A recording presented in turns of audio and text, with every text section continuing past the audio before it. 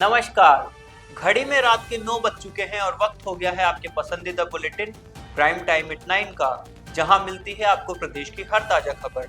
आप देख रहे हैं बीबीसी राजस्थान और मैं हूं आपके साथ निखिल। चलिए शुरुआत करते हैं आज की सबसे अहम खबरों के साथ। डालते हैं एक नजर आज की सुर्खियों पर।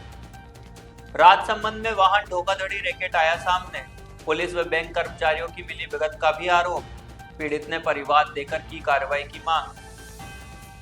नेशनल स्केटिंग प्लेयर को मिली मानसिक प्रताड़ना। सवालों के घेरे में स्कूल की सोच और सजा का तरीका। रतलाम में 14 वर्षीय छात्र के छत से कूदने का मामला। राजसमंद में भालू ने ग्रामीण पर किया हमला।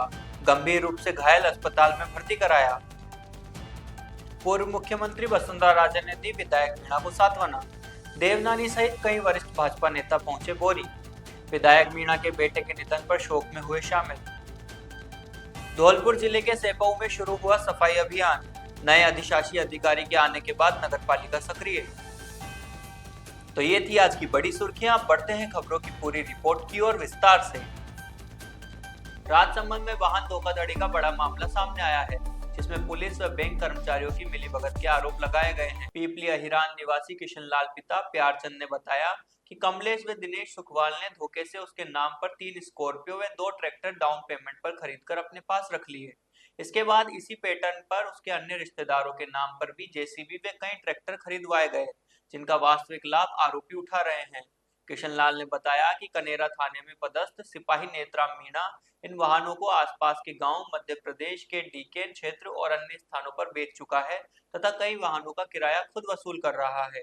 उन्होंने यह भी आरोप लगाया कि 23 मई 2025 को रेल मगरा थाने में परिवाद देने के बावजूद पुलिस ने न तो एफआईआर दर्ज की और न ही किसी प्रकार की कार्रवाई की, जिससे आरोपी बेखौफ घूम रहे हैं। पीड़ित ने जिला कलेक्टर, पुलिस अधीक्षक और अन्य उच्च अधिकारियों से मांग की है कि रेल मगरा थाने को तत्काल एफआईआर दर्ज करने, सभी वाहनों की जब्ती तथा आरोपियों की गिरफ्तारी के निर्देश जारी किए जाएं। उधर नेत्राम मीणा ने सभी आरोपों को निराधार बताते हुए कहा है कि स्कॉर्पियो का एग्रीमेंट विधिवत कराया गया है और उन पर लगाए गए सभी दावे तथ्यहीन है। आपको बता दें कि इस मामले में अब जांच की जा रही है और इस पूरे मामले की असलियत क्या है यह तो जांच के बाद ही साफ होगा। आपको मूर्ख कैसे बनाया? आपसे गाड़ी कैसे लेके गए? हमको मूर्ख ऐसे ही बनाया, ये निकलवा तो हम वहाँ लगा रहे हैं। क्या शोरूम से गाड़ी आपसे ली गई? हमारे से ले गई थी शोरूम से ले गए, बल्कि हमारे घर पे भी नेत्रा मीणा और कमलेश सुखवाल दोनों घर पे आके क्या गए थे? घर पे नहीं आए थे, डायरेक्ट शोरूम पे ही बुलाए थे हमको। अच्छा, तो आप और लोन वाले से मिलीभगत करके लेके गए। कौन से कंपनी का लोन था इसमें? स्कॉर्पियो में एक में महिंद्रा फाइनेंस की थी जो उसने हमारे से जब्त की थी। एक एसके फाइनेंस की थी जो एसके फाइनेंस की मिलीभगत से उसको आरसी दे दी गई और लोन सेटलमेंट कर लिया। मेरे लोन की सिविल भी उन्होंने डाउन कर दी। 16 लाख निकल रहा था तो 10 लाख में सेटलमेंट करके मेरे को दबाव में लेके मेरे से एक स्टाम्प लिखाया, बल्कि स्टाम्प मेरे नाम से लिया था पर खुद नेतराम ने साइन नहीं किया, बल्कि उसके बैंक वाले एसके फाइनेंस ने नेतराम के साइन किए मेरे सामने। नहीं, आपको कैसे गाड़ियाँ क्या परिलोभन दिया गया? परिलोभन तो यही दिया कि 6 महीने तक किस्तें भरेंगे, फिर आपको 2-2 लाख रुपया देके हमारे नाम पे लोन कर देंगे। ठीक। हाँ, क्या किया आपके साथ? ये उन्होंने बोला कि आप के नाम से ट्रैक्टर ले लो और हम ठेके में इधर लगा देंगे आपको और पैसे देते रहेंगे और 2 लाख रुपया सालानी, इस हिसाब से बातचीत करके हम उधर से लिए उनका भी चल रहा है, वैसा भी चल रहा है।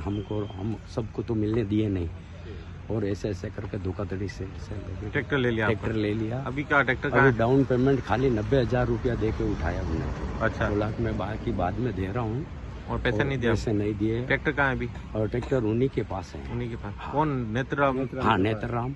अब आप क्या चाहते हो? हम यही चाहते हैं कि हमारा ट्रैक्टर मतलब हमारे को चाहिए और किस्तें विस्तें तो सब ड्यू हो गई।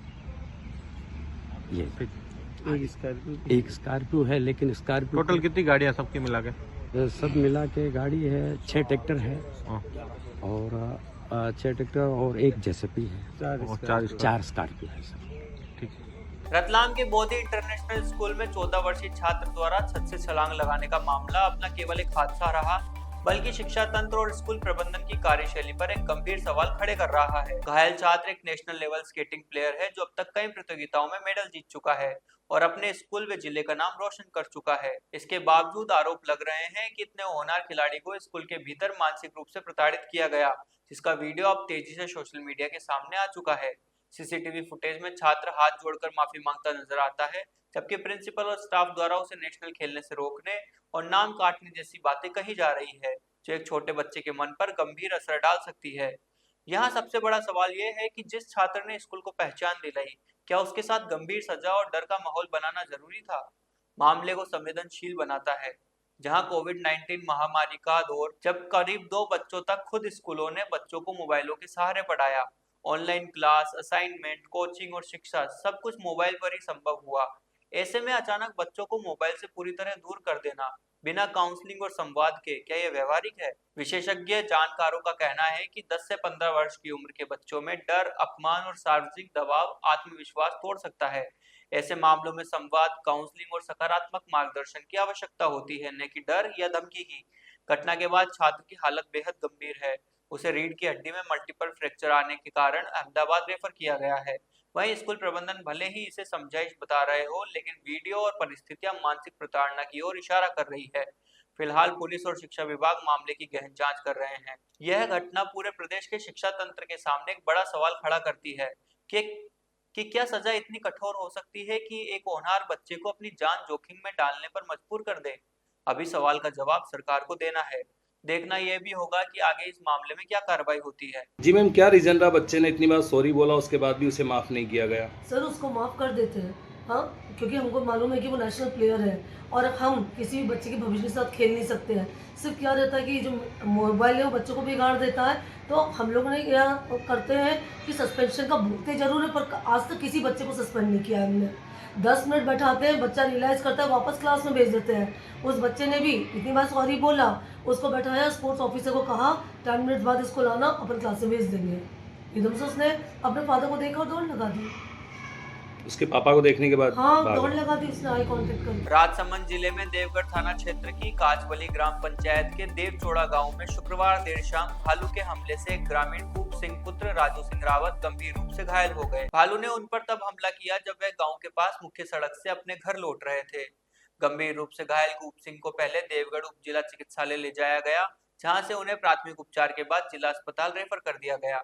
जानकारी के अनुसार देवचोड़ा निवासी कूप सिंह रावत अपने परिवार से मिलने के बाद वापस अपने घर की ओर जा रहे थे। गांव की मुख्य सड़क पर अचानक भालू ने उन पर जोरदार हमला कर दिया। भालू के हमले से कूप सिंह जोर से चिल्लाए। उनकी चीख सुनकर आसपास के ग्रामीण तुरंत मौके पर पहुंचे। हालांकि तब तक भालू ने कूप सिंह को काफी गंभीर रूप से घायल कर दिया। ग्रामीणों ने तुरंत घायल कूप सिंह को देवगढ़ उप जिला चिकित्सालय पहुंचाया। चिकित्सालय में डॉक्टरों ने उनकी जांच की और भालू के हमले से हुए घावों और गंभीर चोटों को देखते हुए उन्हें प्राथमिक उपचार के बाद तुरंत जिला अस्पताल रेफर कर दिया। वन विभाग ने ली जानकारी। घटना की सूचना मिलने पर वन विभाग के कर्मचारी भी देवगढ़ अस्पताल पहुंचे। उन्होंने घायल कूप सिंह की स्थिति के बारे में जानकारी ली और ग्रामीणों से घटना के संबंध में पूछताछ की।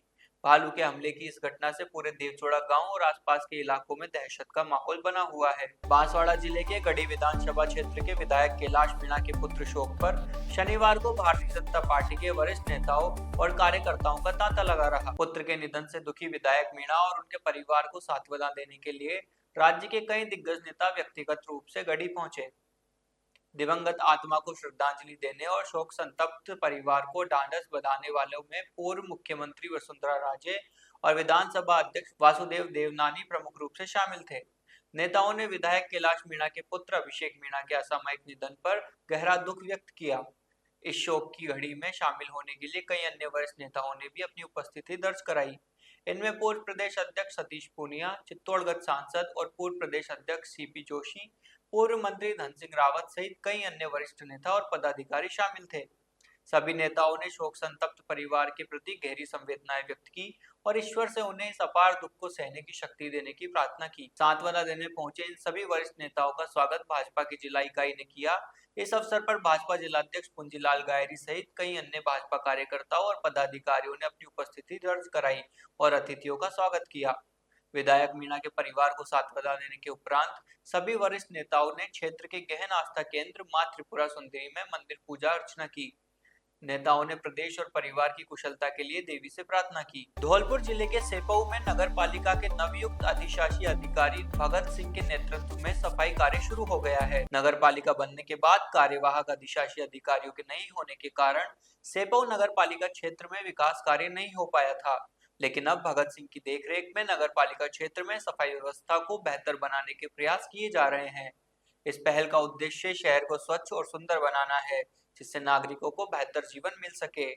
अधिकारी भगत सिंह की कार्यप्रणाली से नगर पालिका क्षेत्र में सकारात्मक परिवर्तन आ रहा है।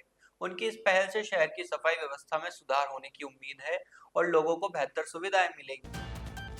तो ये थी आज की बड़ी खबरें। राज्य की हर छोटी बड़ी हलचल को जानने के लिए जुड़िए हमारे साथ हर रात 9 बजे बीबीसी राजस्थान प्राइम टाइम @9 पर। अगर आप भी अपने क्षेत्र, संस्था, समाज या संगठन की खबरें हमारे साथ साझा करना चाहते हैं तो हमसे संपर्क करें 9414102499 पर और राजस्थान की हर ताजा जानकारी के लिए फॉलो करें और सब्सक्राइब करें हमारे इंस्टाग्राम व यूट्यूब चैनल बीबीसी राजस्थान को।